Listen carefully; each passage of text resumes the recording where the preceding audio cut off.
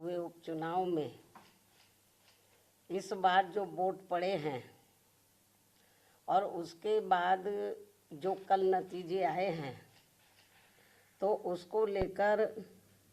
अब ये आम चर्चा है। मैं खुद नहीं कह रही हूँ, ये लोगों में आम चर्चा है कि पहले देश में बैलेट पेपर के जरिए चुनाव जीतने के लिए सत्ता का दुरुपयोग करके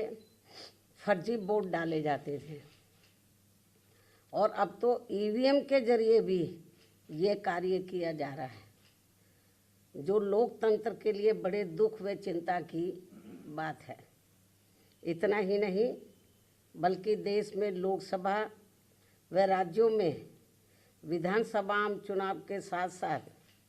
खासकर उपचुनावों में तो अब ये कार्य काफ़ी खुलकर किया जा रहा है और ये सब हमें हाल ही में हुए यूपी के उपचुनाव में काफ़ी कुछ देखने के लिए मिला है। और इस बार महाराष्ट्र स्टेट में विधानसभा के हुए आम चुनाव में भी इसको लेकर काफ़ी आवाज़ें उठाई जा रही हैं। ये अपने देश में यह लोकतंत्र के लिए बहुत बड़ी खतरे की घंटी भी है। ऐसी स्थिति में अब हमारी पार्टी ने ये फैसला लिया है कि जब तक देश में फर्जी वोटों को डालने से रोकने के लिए देश के चुनाव आयोग द्वारा कोई सख्त कदम नहीं उठाए जाते हैं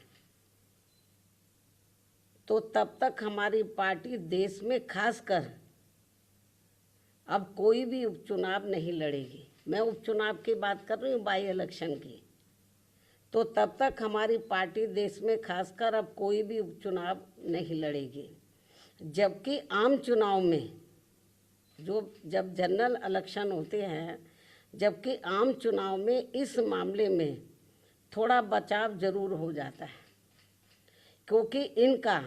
अर्थात सरकारी मशीनरी का सत्ता परिवर्तन के डर की वजह से जब जनरल इलेक्शन होता है, जो पार्टी पावर में होती है जरूरी नहीं है कि वो पार्टी पावर में फिर से लौट के आ जाए, दूसरी पार्टी भी आ सकती है।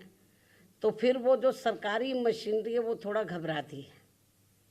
जबकि आम चुनाव में इस मामले में थोड़ा बचाव जरूर हो जाता है, क्योंकि इनका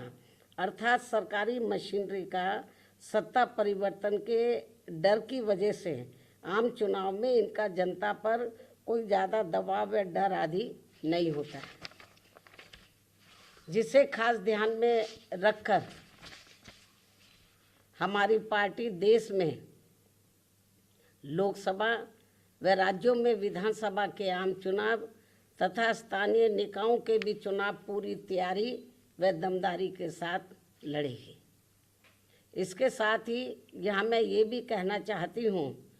कि यूपी में सन 2007 में बीएसपी की अकेले ही पूर्ण बहुमत की सरकार बनने के बाद से कांग्रेस, बीजेपी व इनके समर्थक सभी जातिवादी पार्टियां ये सोचकर काफ़ी घबराने लगी थी कि यदि बीएसपी केंद्र की सत्ता में आ गई तो फिर बाबा साहब डॉक्टर भीमराव अंबेडकर का व इनके अनुयायी रहे मान्यवर श्री कांशीराम जी का भी हर मामले में अधूरा रहा सपना जरूर साकार हो जाएगा, जिसे रोकने के लिए फिर इन्होंने अंदर अंदर आपस में मिलकर ये जो जातिवादी पार्टियां हैं, कांग्रेस, बीजेपी और कंपनी के जो लोग हैं, फिर इन्होंने अंदर अंदर आपस में मिलकर व पर्दे के पीछे से खासकर दलित समाज में से बिकाऊ व स्वार्थी किस्म के लोगों के जरिए अब इन्होंने अनेकों पार्टियां बनवा दी सन 2007 के बाद से, जिनको चलाने व चुनाव लड़ाने आदि पर पूरा धन इन्हीं पार्टियों का लगता है। तभी ये पार्टियां कई कई दर्जन गाड़ियों को साथ में लेकर चलती हैं और अब तो ये हेलीकॉप्टर व प्लेन से चुनावी दौरा भी करते हैं। ऐसी लोगों में ये आम चर्चा है। जबकि हमारी पार्टी बीएसपी इसके लिए पार्टी के लोगों से बीएसपी सदस्यता आदि के जरिए अपना खर्चा खुद उठाती है यहाँ ये भी गंभीरता से सोचने की बात है। और इतना ही नहीं, बल्कि फिर ये विरोधी पार्टियाँ अपने राजनीतिक लाभ के लिए उनके हिसाब से उनसे उम्मीदवार खड़े करवा के अब बीएसपी को कमज़ोर करने में लगी है। इसके साथ ही अब तो इन बिकाऊ व स्वार्थियों को मजबूती देने के लिए अब ये विरोधी पार्टियां अपना खुद का भी वोट ट्रांसफ़र करवा के इनके हर राज्य में 1-2 एमपी व एमएलए भी जितवा कर भेज रही है। इसलिए ऐसी सभी बिकाऊ व स्वार्थियों की पार्टियों को अब अपने भोले भाले दलितों, आदिवासियों, अन्य पिछड़े वर्गों व अक़लियतों को भी अपना एक भी वोट देकर खराब नहीं करना है। ये सब हमें अभी हाल ही में हरियाणा, महाराष्ट्र, झारखंड के हुए विधानसभा आम चुनाव के साथ साथ यहाँ उत्तर प्रदेश में भी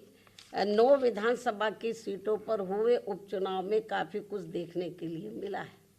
ऐसे में अब इन सभी वर्गों के लोगों को इन्हें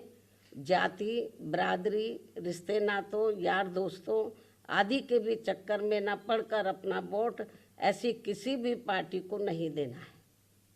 बल्कि अपनी एकमात्र हितैषी पार्टी बीएसपी को ही अपना वोट देना है, जिसकी नीतियों व कार्यशैली को इन्होंने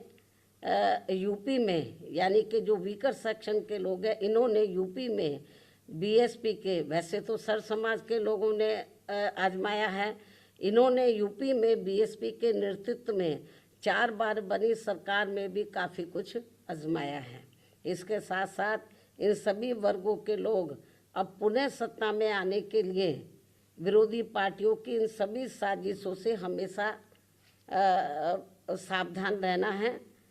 और आपस में भाईचारा पैदा करके अपनी पार्टी बीएसपी को हर मामले में ज़रूर मजबूत बनाना है तथा इनकी इन सभी साजिशों से ये लोग हमेशा सावधान भी रहें।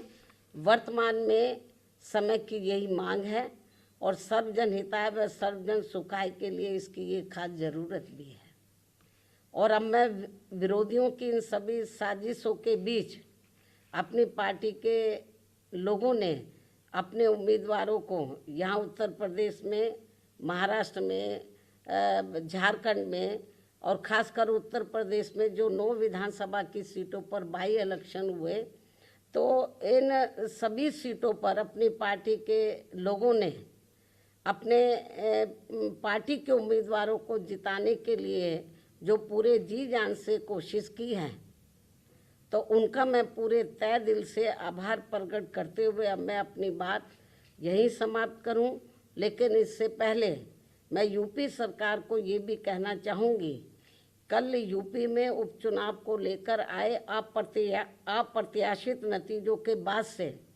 खासकर संभल जिला सहित पूरे मुरादाबाद मंडल में काफ़ी तनाव की स्थिति व्याप्त थी कल से ही। ऐसे में शासन व प्रशासन को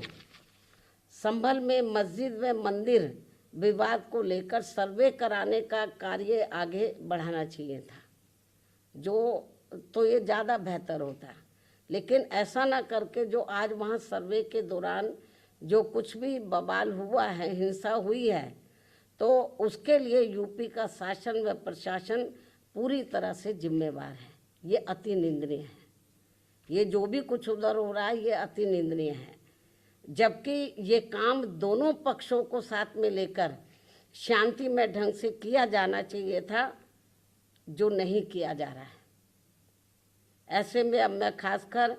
संभल के सभी लोगों से वहाँ शांति व्यवस्था बनाने की भी पुरजोर अपील करते हुए अपनी बात यही समाप्त करती हूँ। धन्यवाद। जय भीम व जय भारत।